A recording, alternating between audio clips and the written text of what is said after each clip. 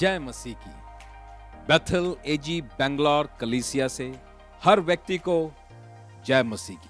2020 ऐसा एक साल था कि अनेकों के लिए वो बुराई के लिए बहुत ही डिप्रेशन में और बहुत ही कष्ट में जाने का महसूस हुआ, मगर हम लोगों के लिए जो प्रभु से प्यार करते हैं, जो कुछ बुराई के लिए होना था सब कुछ भलाई के लिए प्रभु ने बदल दिया। जनवरी 14 को मिलाप के नाम से हमने एक कार्यक्रम का आयोजन किया जो है सहभागिता को दिखाता है। सहभागिता के रूप में सभी लोगों ने मिलजुल कर इसमें भाग लिया और यह एक बड़ा ही सक्सेसफुल इवेंट हमारे जीवन में रहा।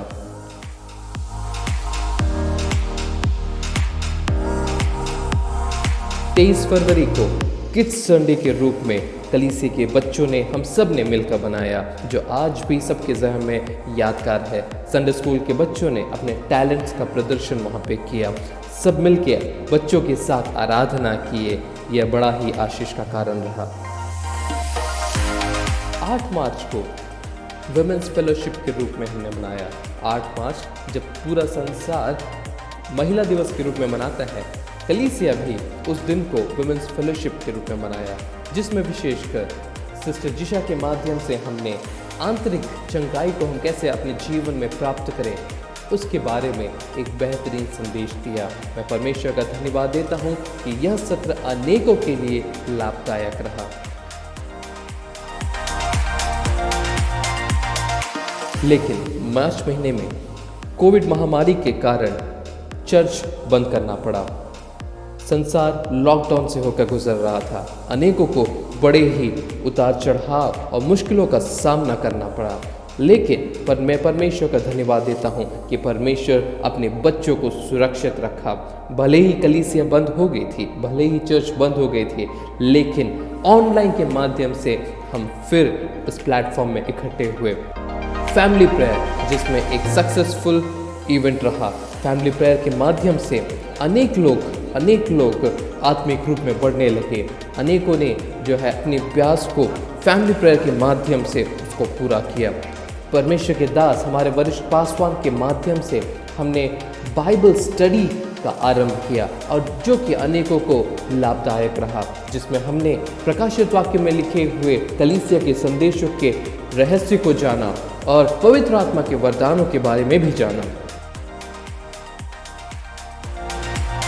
जैसे ही महामारी का प्रकोप कम होता रहा, अनलॉक प्रक्रिया आरंभ हुई और चर्च फिर से खुला। लेकिन जब चर्च खुला हमें अनेकों मुश्किलों का सामना करना पड़ा, लेकिन हमने पूरा ध्यान रखते हुए कलीसिया को फिर से आरंभ किया, जिसमें मैं वॉलंटियर्स का धन्यवाद देना चाहता हूं कि उन्होंने निसंकोच अपनी सेवा को वहां पे प्रदान किया। फीट सैनिटाइजेशंस में, हैंड सैनिटाइजेशंस में, अपनी चेयर्स को क्लियर करने में, कलीसिया की साफ सफाई करने में, हर एक चीज़ों में हमारे जितने भी कार्यकारी थे उन्होंने निसंकोच अपना योगदान दिया, जिसके लिए मैं परमेश्वर का धन्यवाद देता हूँ।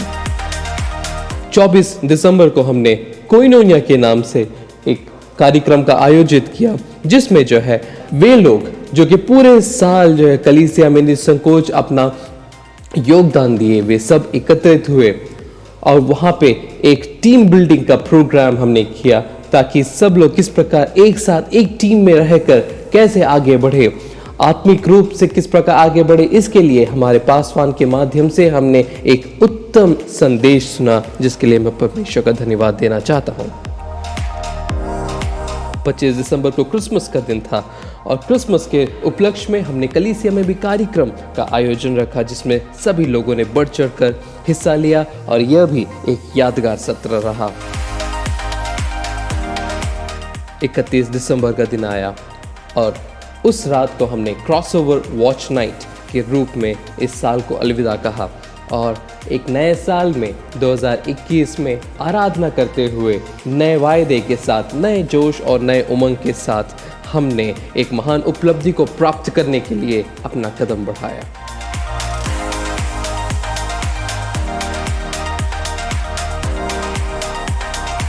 Praise the Lord. परमेश्वर का नाम का धन्यवाद देती हूँ कि परमेश्वर ने इस कलीसिया का हिस्सा हमें बनाया और लॉकडाउन हुआ और लॉकडाउन के बाद जब चर्चेस रीओपन हुए तब कहीं ना कहीं हम भी डर रहे थे कि हमें चर्च जाना चाहिए या नहीं जाना चाहिए, वहाँ का माहौल कैसा होगा।